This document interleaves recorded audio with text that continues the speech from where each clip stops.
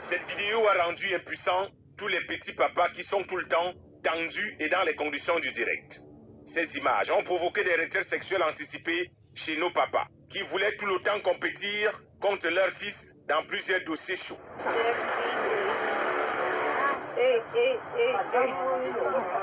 Tous les sugar daddy du pays sont en pleurs en ce moment de voir cette nouvelle arnaque de la gente féminine faire son coming out. Décembre arrive avec les filles qui mettent tous les moyens en jeu pour vivre comme des princesses, vibrer au rythme de décembre, de fables, dans un pays où le sexe est vendable. Les hommes sont tous coupables de cette nouvelle mascarade de la gente féminine. Oui, c'est à cause des hommes qui réclament les seins debout, aux fessiers rebondis, que plusieurs de nos sœurs en sont arrivées à se faire autant de mal. Chirurgie plastique, gélules de gonflement des seins, botox et maintenant les silicones. L'opinion publique est choquée. Elles n'ont pas confiance en elles, c'est des fausses filles là-bas. Généralement, même quand un homme va avec celle-là, dès qu'elle finit d'enlever cette histoire-là, l'envie, directement l'envie part. Certains clients ont voulu porter plainte à la révolution scientifique de leur avoir fait baver face à ces silicones. C'est même de l'arnaque parce que si je vois une belle femme, je vois une belle poitrine et je vois un derrière peut-être qui m'a attiré et que je me rende compte plus tard que tout ça c'était seulement de l'artifice. Tant ce ne sont pas les photos filtrées que les filles nous envoient pour nous séduire, ce sont des faux cils qu'on met et parfois avec un make-up aux allures de peinture qu'on se oint le visage juste pour avoir la première place. D'où vous vient cette nouvelle imposture de beauté? Avaler autant de produits chimiques, se poncer le visage et prendre des gélules pour arrondir les courbes peut paraître dangereux pour la santé. Tous ces gens qui font recours à la chirurgie cosmétique ont des problèmes psychologiques, émotionnels, qui peuvent entraîner à la mort.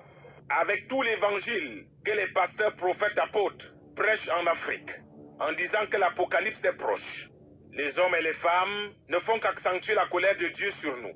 À cette allure, tous les hommes doivent décider d'examiner le produit dans la voiture avant d'arriver à l'hôtel ou faire un appel vidéo à un médecin qui maîtrise l'anatomie féminine pour qu'il valide le vrai du faux, histoire d'éviter des dépenses inutiles. Ça ne peut même pas m'arriver.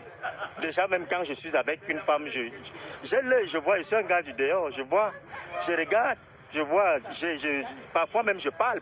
Plusieurs Camerounais expriment leur désaveu face à cette nouvelle technologie d'embellissement de la beauté féminine. Moi, je ne suis pas le genre qu'on opère, ma part est naturelle.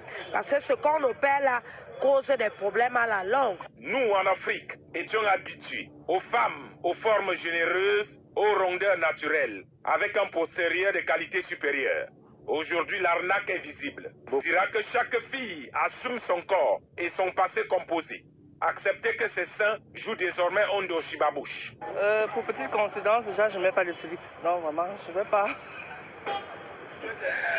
Je ne vais pas m'encombrer avec... Non, je n'ai pas besoin de ça. Certaines femmes refusent d'accepter que leur mal arrière est sans phare. Pourtant, il y a des hommes qui aiment des véhicules sans phare. Cette colonisation culturelle qui nous fait croire que quand une femme a des cils artificiels, elle est belle, quand elle porte des mini-jupes. Or, réellement, on n'a pas besoin de ça. La femme peut bien s'habiller dignement et trouver son mari. Complexe ou détresse, certains accusent les hommes de chercher les nouvelles influenceuses aux seins pointus et aux derrières rebondis et abandonner très souvent leur épouse qu'ils regardent tous les jours comme des anciennes yéyés.